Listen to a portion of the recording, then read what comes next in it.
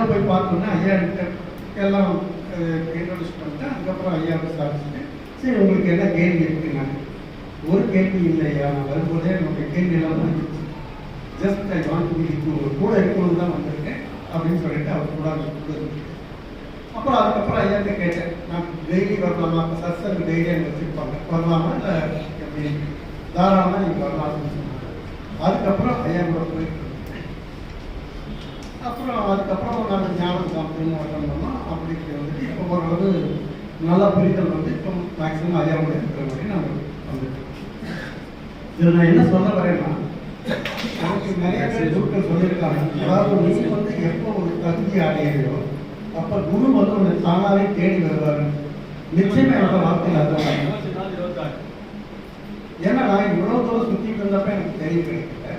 ஆனால் திருவண்ணாமலையில் நான் உட்காந்துருக்கும் போது ஐயா தானாக வந்து எனக்கு கொடுத்தாங்க எங்காரு.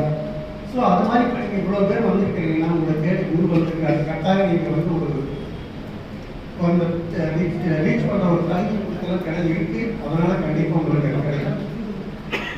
இதில் இன்னொரு முக்கியமான விஷயம் என்னன்னா, இப்போ ஐயா சொல்றது வந்து இந்த மனத்தை பற்றி தான் நமக்கு மெயினாக சொல்லிட்டு இருக்காங்க. மைண்ட் எப்படி ஒர்க் பண்ணுது, இந்த மைண்டோட கான்செப்ட் தெரியாமையே தான் நம்ம அந்த மைண்ட் இவ்வளோ வருஷமாக யூஸ் பண்ணிட்டோம்.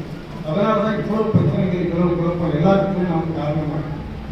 ஸோ அந்த மைண்ட் எப்படி ஃபங்க்ஷன் ஆகுது அப்படின்னு மனம் எப்படி நமக்கு வேலை செய்யுதுன்ற ஒரு புரிதல் வரும்போது கட்டாயமாக நமக்கு வந்து வாழ்க்கையில் மிகப்பெரிய மாற்றம். இப்போ ஆன்மீகங்கிறது நமக்கு பெரியவங்க சொல்லிக் கொடுத்துருக்கிறது எல்லாமே ஆன்மீகங்கிறது வந்து ஜஸ்ட் அந்த சாமியாரை போய் துறவியா போய் அந்த மாதிரி போகிறது மட்டுமே கிடையாது. ஆன்மீகங்கிறது வாழ்க்கையில் ஒவ்வொரு ஸ்டேஜ்லையும் நமக்கு உயரமாகும். நம்ம ஹெல்த்து, ஃபேமிலி ஹார்மோனியஸ், ஒரு குடும்பத்தில் வந்து எல்லாரும் ஒரு ஹாப்பியாக ஒரு ஒற்றுமையாக இருக்கிறது. அப்புறம் அதுக்கப்புறம் அல்டிமேட்னா நம்ம லிபரேஷன். பட் இது எல்லா இடத்துலையுமே நமக்கு ஆன்மீகம் உபயோகமாக இருக்குது. இதுதான் எல்லா நம்ம இந்து மதம் மட்டுமில்லை எல்லா மதங்களும் அவர் தான் நமக்கு சொல்லிக் கொடுக்குறாங்க. அப்படி இருக்கும்போது அதை வந்து எப்படி நம்ம எளிமைப்படுத்தி கொடுக்கிறது இது வரைக்கும் நாங்கள் தேடி தெரிஞ்ச வரைக்கும் ஐயா மாதிரி எளிமையாக யாரும் எடுத்து கொடுக்கல. எல்லாரும் இதே தான் சொல்லியிருக்காங்க, இதே தான் கொடுத்துருக்காங்க. பட் நமக்கு புரிகிற வகையில் அது வரல. ஏன் அப்படி வரலன்னா, நான் வாட்டை எனக்கு என்ன தோணுதுன்னா, அந்த காலத்தில் வந்து நம்ம குருமார்கள் எல்லாமே பெரிய பெரிய குரு சிஷிய பாரம்பரியம் தான் ஒவ்வொருத்தரும் கொடுத்துட்டு இருந்தாங்க. ஸோ அந்த சிஷியர்கள் வருஷ கணக்கில் அந்த குரூப்போட இருக்கும்போது அவங்களுக்கு அந்த புரிதல் வந்திருக்கலாமா இருக்கும். நமக்கு வந்து அது நம்ம இப்போ குரு தனியாக இருக்காரு, நம்ம ஏதோ 2 நாள் போய் கேட்டு வரோம், அதனால நமக்கு அந்த புரிதல் வராமல் இருந்திருக்கலாம்.